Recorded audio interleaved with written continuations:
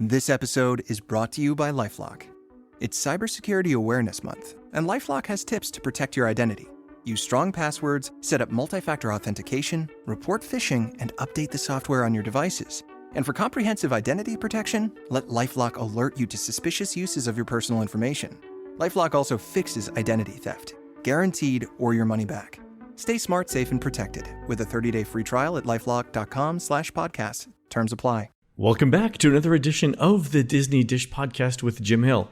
It's me, Len Testa, and this is our show for the week of Schmurz Day, October 9th, 2023. On the show today, news and listener questions. Then in our main segment, Jim tells us about the history of Peter Pan's Flight, an attraction that appears in almost every Disney resort around the world. Let's get started by bringing in the man who says that he'd rather learn that the strange sounds in his house were from ghosts than from appliances he can't afford to fix. It's Mr. Jim Hill. Jim, how's it going? That is 100%, Jim. 100%. No, that's it exactly. In fact, I have reached the point, particularly with the freezer compartment of our refrigerator, where every time I open it, the Ice Age. I have to chop it out, wrestle it back into shape. And yes, I could go out in search of a new appliance. But you know what? A nice pick is $3. Yeah. And more to the point, it's just the whole notion of, oh dear Lord, I have to go to places and talk to people and have meathmeasurements, and it's just It's just the worst. Yeah. No, that's it. Now I'll chop the ice. Rather than have to go to Best Buy and stand there and go, well, do you want it open to the left? Do you want it open to the right? Do you want a freezer in the bottom? And it's like, I just don't want to chop ice anymore. Okay, Exactly. Did you read the thing in the New York Times last week that said it was rules for phone etiquette in the modern times, and basically it was like, if you're going to call someone, you must text them first to tell them that you're going to call them. Yeah, I mean, how many of us do that? Pick up the phone and like, no, not talking to that person.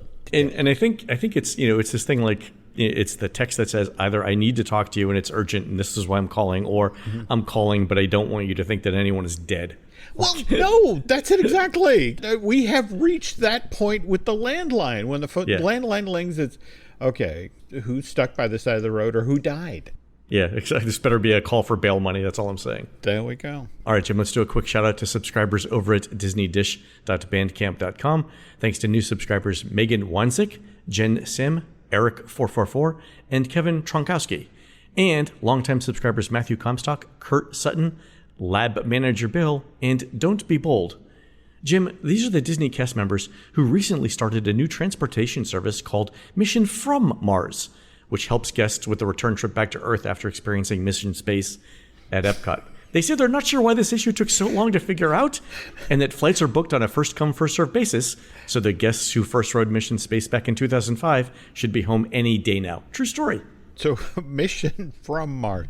It's called Closing the Loop, Jim. I kind of love it. Wow. That's forward thinking, folks. Forward thinking. All right, and before we do the news, folks, a quick announcement. Based on feedback from pretty much all of you, we're moving the show off of Bandcamp and onto Patreon. Visit patreon.com/JimHillMedia for more details, including a preview of our new video series with Imagineer Jim Scholl showing how your favorite Disney attractions got built. On to the news. Folks, the Disney Dish News is sponsored by Touring Plans Travel Agency. Touring Plans can help you book your next trip. Plus, it comes with a free Touring Plan subscription. Check us out at touringplans.com/dish. All right, Jim, light news week, but let's do a couple of things. One is Disney announced another set of discounts this week, one for Walt Disney World and one for Disneyland. And the one I want to talk about is the one for Walt Disney World. It's kids' tickets and dining plans are 50% off if you buy a package that includes hotels, tickets, and the dining plan. And I know that deal seems oddly specific, so I don't think it's going to apply to a lot of people. But I mention it, Jim, because of how long it's running. And that's through June 30th, 2024. Wow. Almost a full 8 months. Okay. Yeah. Right. And this was the thing that I was interested in. Like, how often does Disney announce a discount for the next 8 months? And as far as I can tell, it's only happened twice in the recent past, like in the past 5 years. And one of those was during the pandemic in January 2021 when Disney announced 2 extra days of tickets with a 4-night package.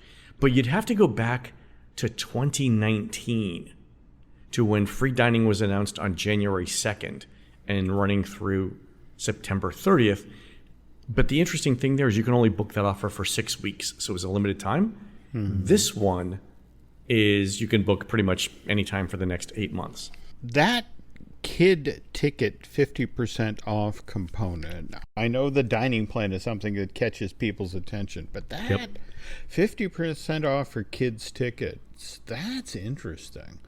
You know, we talked on the show a couple of weeks ago about how Disney had announced a set of discounts for 2024 about a month earlier than they normally do. And I think at the time we said that Disney was looking to probe how bad the market's going to be in early 2024, and doing that a month early gives them time to come up with backup plans. This might be one of those backup plans. I think you are correct. But at the same time, when you understand that there is a narrative out there right now about how expensive it is to go to... it's expensive, it's complicated. Yeah, it's a lot, yeah.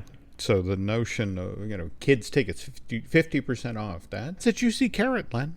Going to be interesting to see how people react.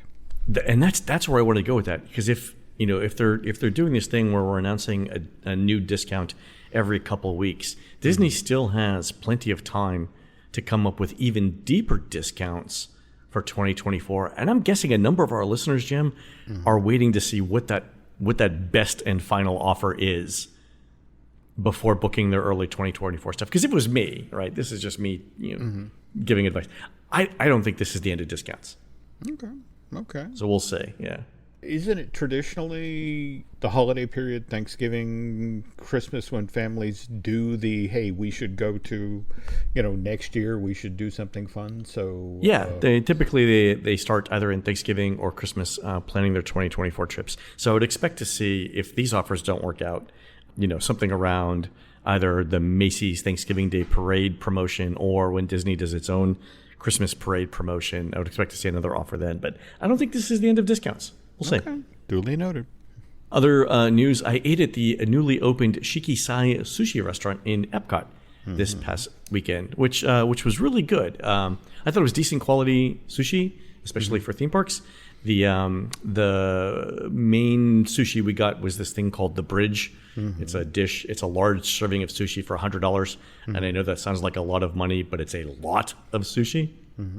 The other thing is it's not just a sushi place. It has a pretty extensive menu with some dishes you don't normally see in places that are just sushi or just hibachi. So donburi, for example, which is like fish and rice in a stone bowl. They had that. So we tried that. That was spicy tuna. Also, do you know what okonomiyaki is? I want to say a pancake, right? It is. It's a savory pancake. Typically, it's considered food that you eat when you're drunk at 2 o'clock in the morning and wandering the streets of Tokyo. Literally every video I've ever seen of how okonomiyaki is made, and I went down the rabbit hole on YouTube on this for a while. You end up in whatever the Tokyo equivalent of Waffle House is, and there's a bunch of drunk kids watching a chef prepare okonomiyaki in front of them. And it's it's a pancake. It's either vegetarian or with bacon. You should definitely look it up on YouTube. But it was really good. I really enjoyed it. So cool. They also have a karaage chicken, which is fried chicken with garlic and ginger, served with lemon, which was delightful. Oh, that sounds great. Yeah. Also, the big draw there, I think, too, for the restaurant was the view from that second floor of the Japan Pavilion is amazing. I was there during lunch, but I can see going back for dinner when the new fireworks show debuts. You get some really, really good visuals of the fireworks, and you can eat and do it in air conditioning while you're doing it. Also, service was really, really good. So so I definitely recommend it. Cool. All right, Jim, quick survey from our friend Eric, who got a Disneyland survey with this question we haven't seen before. And the question is this: were there any rides you made a Disney Genie Plus Lightning Lane reservation time for that you were not able to ride? And so Eric and I went back and forth on this because we likely already know, or Disney likely already knows, whether you missed a Genie Plus reservation. So I suspect that if you answer yes here, there's a set of follow-up questions that ask you to identify why you missed the reservation. And the other thing is that Eric points out it also helps Disney determine how much using Genie Plus improves guest satisfaction at a specific attraction. I'm just kind of intrigued the notion of what could they do at that point to address the issue. I mean, it's well after the fact. Yeah. But if they see something like, we couldn't make it because our dining reservation ran too long, right? Mm-hmm. They may be able to tie your return time into your dining reservations. Like, if you're thinking ahead, right, Genie Plus shouldn't offer you a return time that falls in the middle of a dining reservation you already have. Oh, absolutely. Like, let's say you're a Be Our Guest. You've already got a Be Our Guest reservation from 1 to 2 p.m. or a 1 p.m. Be Our Guest reservation. They should not offer you a Genie Plus reservation that starts at the same time, because the odds are you're not going to be out of the restaurant, right?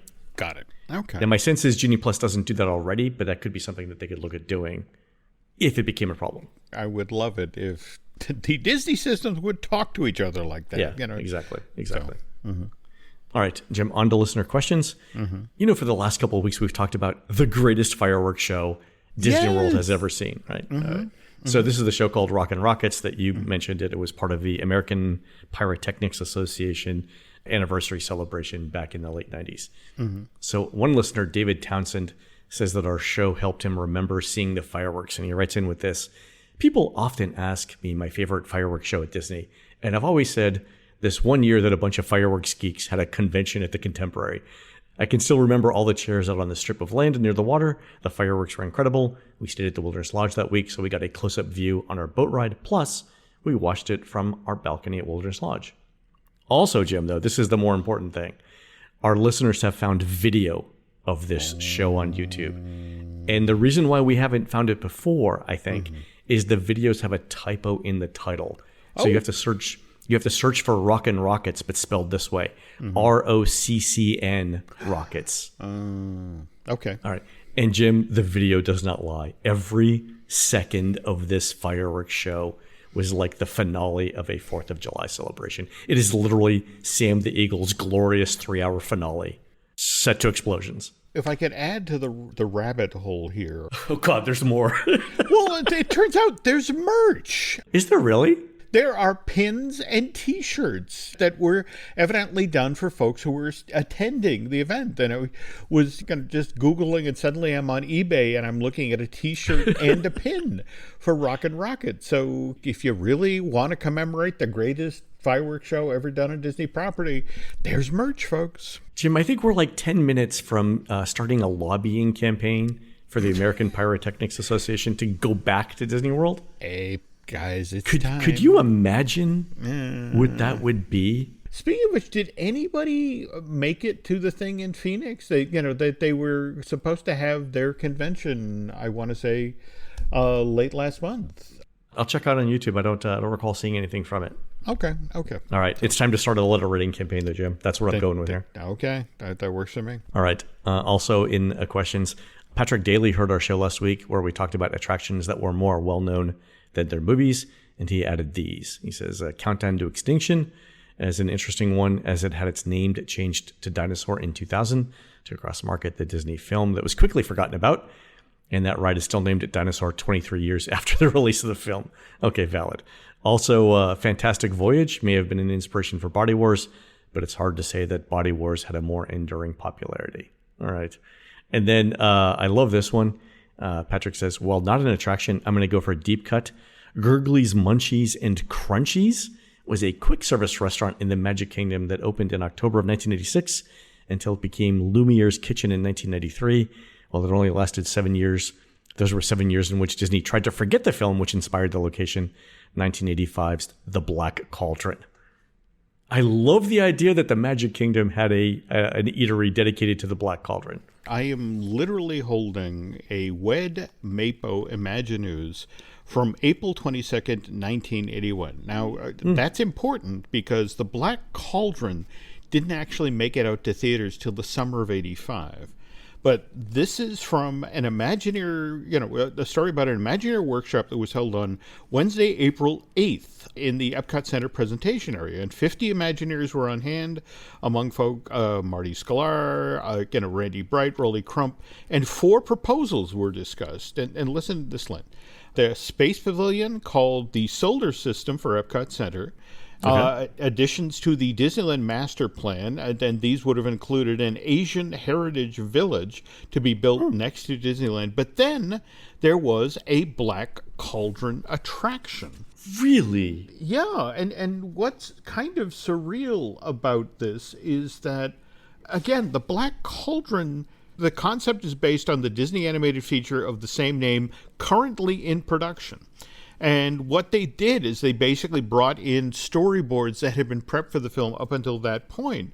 Mm-hmm. And this is something we should consider bringing to the parks. And in today's feature, we're going to talk about how once upon a time Disney would move quickly with an animated film. I mean, for example, The Lion King opened in theaters in mid-June of 1994, and The Legend of the Lion King show opened at the Magic Kingdom 2 weeks later. So once upon a time, they move fast, Is that the rule, though, or the exception? That's the thing. We'll talk more about it, but that's the question I would have. All right, fair. There we go. All right, last listener questions from Andy. In response to our review of the Destination D23 talk of redoing the dinosaur ride in Animal Kingdom to Indiana Jones, Andy writes in and says, I had the great fortune to be on a Backstage Magic ABD this past summer. And one of the things we got to do was go backstage at the Indiana Jones ride. It was mentioned that the dinosaur ride and the India ride have identical tracks, with the exception of 2 loops that are missing from the dinosaur ride. So if the ride becomes a clone of the California ride, they'll have to figure out what to do about the 2 loops of the ride that have no place in the dinosaur ride. Our guide also said that the cost to replace one of those ride vehicles in today's money is like $750,000 to $1 million. And since there are approximately 30 Jeeps in the attraction, I think that whatever happens to the ride, I'd bet on those Jeeps staying exactly where they are. Yeah. I would say that's a pretty safe bet. Yeah, it's a safe bet there, Andy. Yeah, $30 million in savings. That's absolutely true. Fair enough. All right, folks, we're going to take a quick commercial break. When we come back, Jim gives us the history of Peter Pan's flight. Climb aboard your pirate ship. We'll be right back. Finished training for the day? Time to fight post-workout fatigue with Core Power Protein Shakes. They're packed with 26 grams of high-quality protein to build muscle and electrolytes to help hydrate. The nutrition you need to help your body replenish, rebuild, and repair post-workout so you can power on to the next one. Champion your recovery with Core Power. Visit corepower.com to learn more. The family that vacations together stays together. At least, that was the plan. Except now, the Dastardly desk clerk is saying he can't confirm your connecting rooms. Wait, what? That's right, ma'am. You have rooms 201 and 709. No, we cannot be 5 floors away from our kids. The doors have double locks. They'll be fine. When you want connecting rooms confirmed before you arrive, it matters where you stay. Welcome to Hilton. I see your connecting rooms are already confirmed. Hilton, for the stay. This episode is brought to you by 20th Century Studios' new film, Springsteen, Deliver Me From Nowhere, starring Golden Globe winner Jeremy Allen White and Academy Award nominee Jeremy Strong. Scott Cooper, the director of the Academy Award-winning movie Crazy Heart, brings you the story of the most pivotal chapter in the life of an icon. Springsteen, Deliver Me From Nowhere. Only in theaters October 24th. Get your tickets now.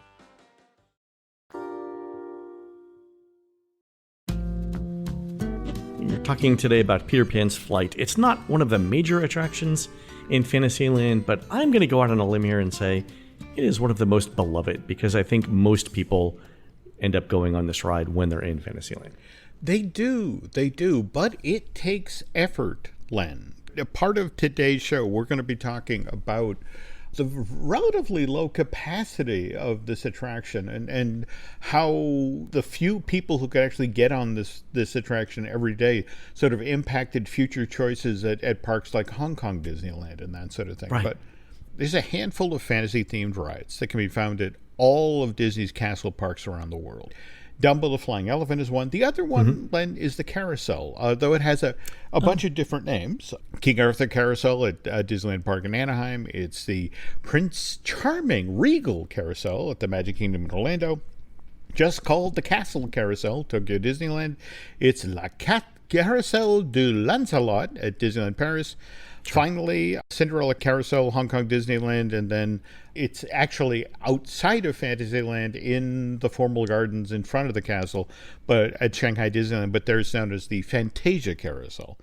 Now, Peter Pan Flight is almost a member of this very exclusive club. There are versions of this fly-through attraction found in 5 of the company's castle parks. And Hong Kong Disneyland, opened in 2005, opted out of giving its guests the opportunity to fly off to Neverland. Now, when the project was first announced in November of 1999, the Fantasyland section of Hong Kong Disneyland was supposed to have a Peter Pan flight. In fact, because it was in the opening material, right? It was. It was. You know, in fact, this is how it read back in November of '99.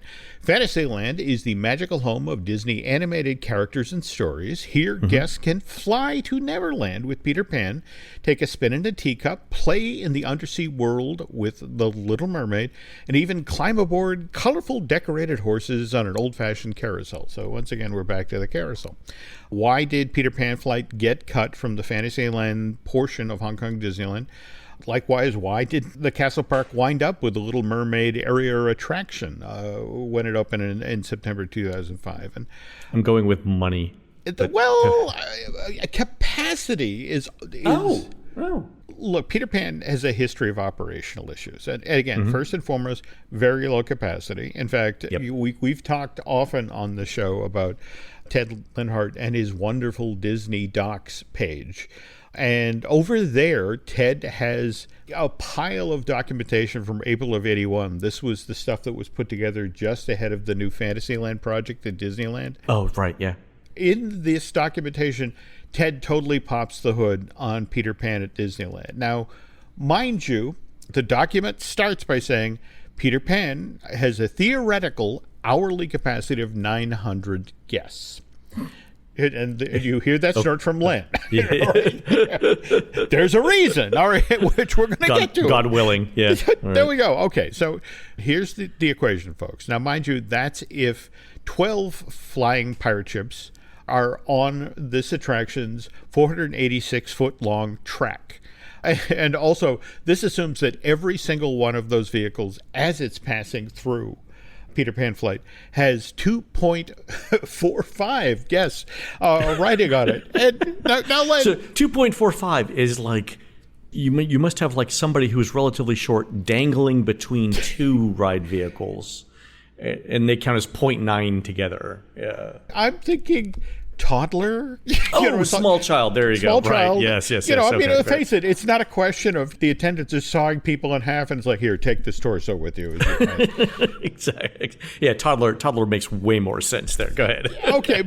But anyway, all right, here's the thing. That if, and again, there's other variables here, folks, this also calls into account that every single flying pirate ship is dispatched in 12 seconds and that they make it back to the offload area in 1 minute and 49 seconds. So no ride stoppages or anything like that. No ride stoppages, but if all of those conditions are honored, you can accommodate 900 guests per hour. Okay. Now, if we make a brief stop in Reality Land, by the way, that's the name of David Koenig's wonderful book about the history of Walt Disney World. FYI, David, you wrote that back in June of 2014. A lot of stuff has happened in Florida since then. Time to update the book.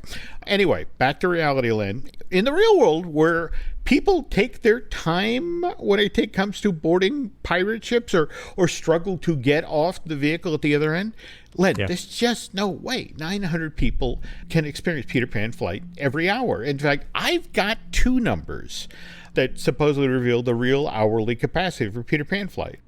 If you dig down into these numbers that were assembled in December of '81, they say that the operators came back and said, look, the actual hourly ride capacity of this thing is just 683 guests an hour. And that's 75% of their theoretical best. Wow. But wait, it gets worse. This is the actual papers that C.V. Wood took with him when he left Disney. And remember now, C.V. was the general manager, or vice president and general manager of Disneyland during its construction and roughly the first 6 months of the park. Then the Disneys pushed him out in December of 55, and then in December of 56, he started his own organization, Marco Engineering, which then went around the country and offered to build Disneyland-like family fun parks for whatever individual corporation was willing to pony up the dough. But he had the actual specific numbers that came across his desk about ride capacity. Assuming that there weren't 2.45 guests per vehicle. Okay, go ahead. But this is literally the analysis of Disneyland rides first year, and capacity per hour for the Peter Pan ride is 427 guests, Len. Wow. That's super low. 47% of the 900 guests that supposedly went on an hour. So look, you factor all that in. And again, remember, this is also an electrically powered vehicle that rides on an overhead rail that at some point in the ride, Len, reaches a height of 17 feet. So when this malfunctions, and it did, and it does. It gets interesting getting people off of their flying pirate ships. You mentioned this. This is the only ride I've ever been evac off of in Walt Disney World. Oh, wow. Can you talk about that? And it happened right at the beginning of the attraction. We got on, and then you go into, I believe, Wendy's room first. And just as you're going up, it's on the ascent up to the 17 feet in height. Right as we got to the top of the ascent in Wendy's room, the ride stopped. And we were so high off the ground that it clearly wasn't safe to hop out. So they actually had to call the fire department. And the fire department came with ladders, and we actually got to hop onto Wendy's bed and then down onto the ground. And it's a real bed. It's not like a plywood frame. It's a real bed with a real mattress. At least it was at the time. Oh, this is such a great story. Holy cow. Yeah. And the props are all real. They're not glued down or anything. Yeah, so it was a lot of fun. That is crazy. Oh, wow. It's the only ride I've ever been evac off of, Worth telling the story just for that story. Okay. Well, anyway, as the story goes, the Hong Kong government, majority owners of Hong Kong Disneyland, they own 53% of the project as opposed to the Disney company's 47%. We're looking at the hourly ride capacity data for Peter Pan. We're like, we don't want to do that. Do you have something that's a little bit more reliable, the higher hourly ride capacity than Peter Pan Flight? And the Imagineers were like, funny you should mention that, because we've just developed Mickey's PhilharMagic for Fantasyland at the Magic Kingdom in Florida. There you go. Okay, it's a 12-minute long 4D film. Opens at that theater, the Fantasyland Theater at the Magic Kingdom, October 4th, 2003. And remember, a lot of stuff had passed through that theater prior to that. We had the Mickey Mouse Review, October of 71 through September of 80. Then theater stands empty for 7 years, only to then reopen because Magic Journeys, Epcot's original 4D film, got pushed out of its home at the Journey into Imagination Pavilion by Captain EO, had to find someplace to go. Oh, and so they had an empty theater. They had a movie that they had already paid for. Yeah, there we go. Yeah. Synergy, Jim. Synergy. Sure. Okay. September of 87, it opens there, runs through December of 93. And then, as we mentioned at the front half of today's show, Legend of the Lion King opens there in that theater on July 8th, 1994. And again, just 2 weeks after The Lion King, the original animated film, to open in theaters, and then runs in this space for over 7 years. 7 years, yeah. Yeah, closes February of 2002. But important thing to remember about the Fantasyland Theater, it can hold 504 people. And how long is the film?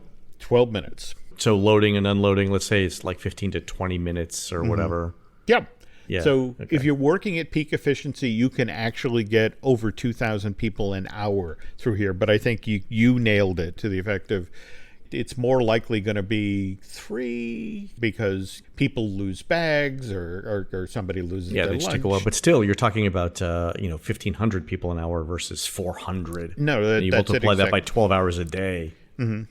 Also worth noting that Hong Kong Disneyland was originally designed to have a daily capacity of 34,000 people. So that park's open 12 hours a day and is at peak efficiency.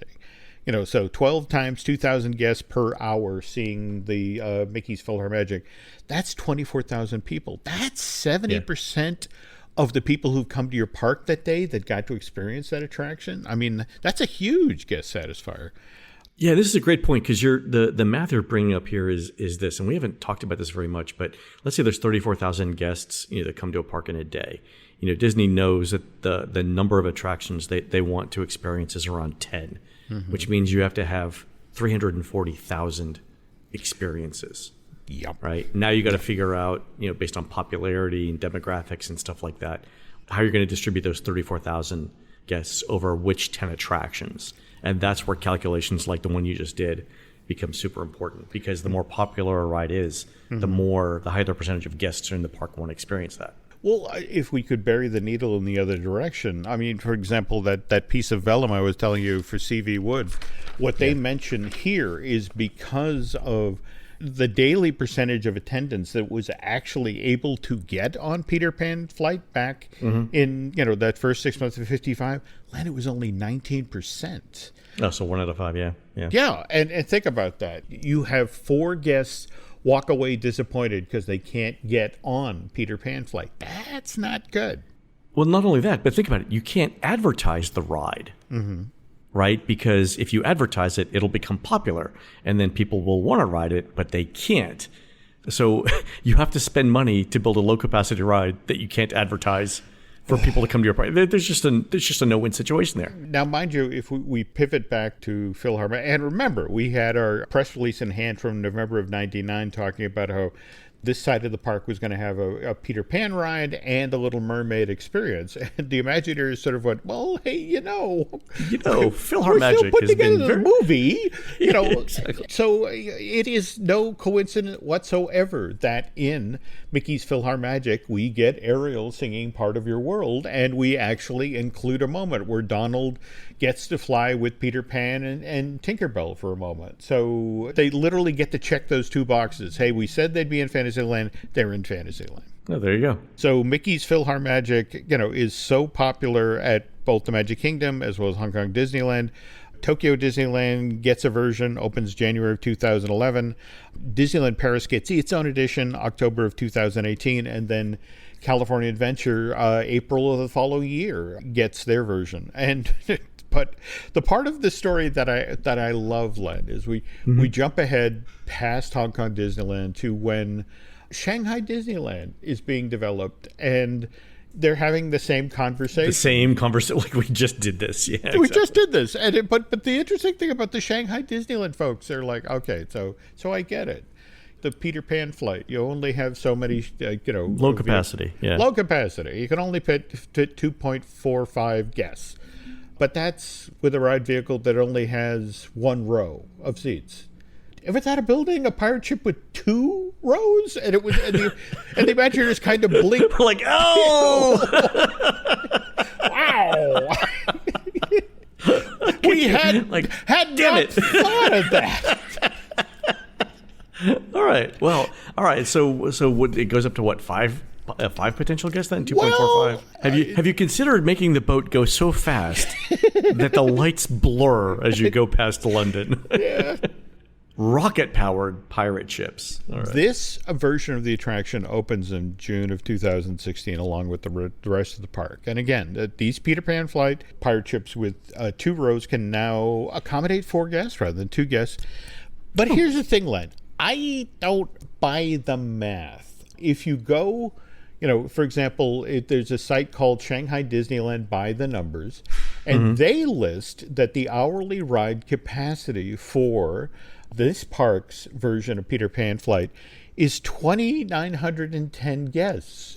Almost 3. That's like Pirates of the Caribbean. Oh, no, I was level. about to say, are you stacking them like cordwood in each? Like, is it a double-decker 2 rows of sea? Like, is this a bus, a flying bus? Yeah. I need to do a little more investigating here. But... Yeah, this may call for a trip out to Shanghai. Okay. So, but anyway, so that is the story of Peter Pan Flight and how it actually, in a weird sort of way, forced the development of Mickey's PhilharMagic. That is fantastic. Yep. And I love the idea that people are still trying to figure out ways to adapt this ride to modern parks. That's fantastic. But at the same time, I love your story about being offloaded, and it's a real bed. It's a real bed. And the interesting thing is they actually told me it was a real bed when I got off it because they didn't want me to expect something solid and not get something solid. Mm-hmm. So apparently the firefighters knew it in advance as well. Wow. Cool. Fantastic. All right, folks, that's going to do it for the show today. You can help support our show and Jim Hill Media by subscribing over at patreon.com/JimHillMedia, where you'll find exclusive shows never before heard on iTunes, plus our new behind-the-scenes videos with Imagineer Jim Scholl. You can find more of Jim at jimhillmedia.com and more of me, Len, at touringplans.com. Also, Jim and I will be doing a live podcast from the Theme Park Play Workshop at MIT's Game Lab in Cambridge at 6:30 p.m. on Thursday, November 9th, 2023, and the general public, that's you guys, are invited. We'll have more details on this shortly. We're produced fabulously by Aaron Adams, who'll be sharing Pappy Adams' recipe for 100-proof apple-filled eclairs at the Burlington Hard Cider and Donut Fest on Saturday, November 11th, 2023, starting at Nectar's on Main Street in beautiful downtown Burlington, Vermont. While Aaron's doing that, please go onto iTunes and rate our show and tell us what you'd like to hear next. For Jim, this is Len. We'll see you on the next show.